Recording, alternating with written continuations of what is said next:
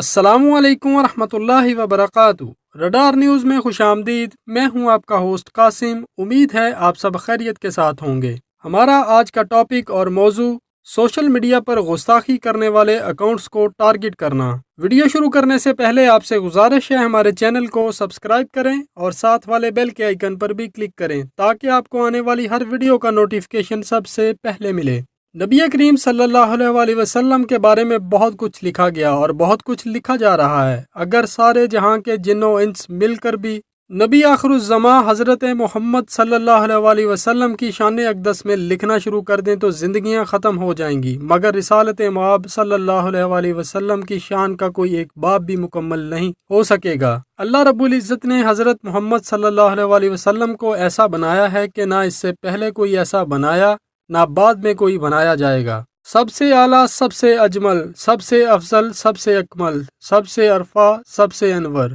تمام کلمات مل کر بھی آپ صلی اللہ علیہ وسلم کی شان کو بیان کرنے سے قاصر ہیں، کیونکہ اللہ رب العزت نے اپنی مقدس کتاب قرآن کریم میں ارشاد فرمایا کہ اے محبوب صلی اللہ علیہ وسلم، ہم نے آپ کے ذکر کو بلند کر دیا۔ جس ہستی کا ذکر مولا کائنات بلند کرے، جس ہستی کا ذکر اللہ رحمان و رحیم ساری آسمانی کتابوں میں کرے، جس ہستی کا چلنا پھرنا، اٹھنا بیٹھنا، سونا جاگنا، کروٹ بدلنا، کھانا پینا مومنین کے لیے باعث نجات، باعث شفا، باعث رحمت، باعث ثواب، باعث حکمت، باعث دانائی ہو، اور اللہ رب العزت کی ذات نے آپ صلی اللہ علیہ وسلم کی ذات کبریا کو مومنین کے لیے باعث شفاعت بنا دیا ہو، پھر اس ہستی کے مطابق کچھ لکھنا اور انسانوں اور جنوں کے بس کی بات نہیں۔ اللہ تعالیٰ نے حضور اکرم صلی اللہ علیہ وسلم کو بے شمار خصوصیات عطا فرمائی ہیں جن کو لکھنا تو درکنار سارے جہاں کے آدمی اور جن مل کر گن بھی نہیں سکتے۔ آپ صلی اللہ علیہ وسلم کی ذات اقدس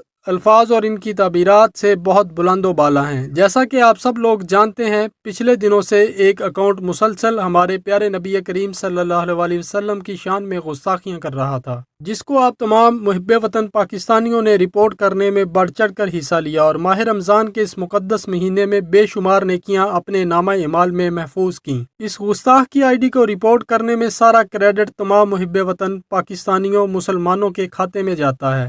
میں ان تمام محب وطن پاکستانیوں کا اور مسلمانوں کا بے حد مشکور ہوں جنہوں نے گستاخ رسول صلی اللہ علیہ وسلم کی آئی ڈی کو رپورٹ کیا۔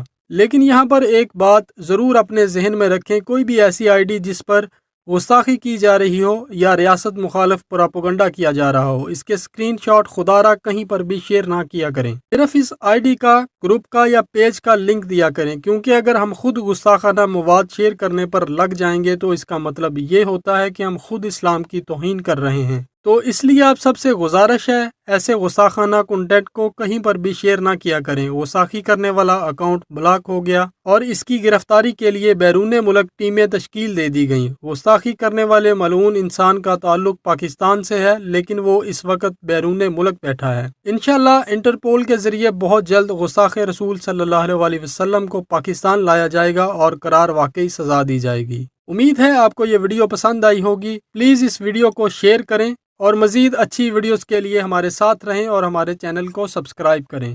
ساتھ والے بیل کے آئیکن پر بھی کلک کریں تاکہ آپ کو آنے والی ہر ویڈیو کا نوٹیفیکیشن سب سے پہلے ملے۔ Thanks for watching Radar News. اللہ حافظ۔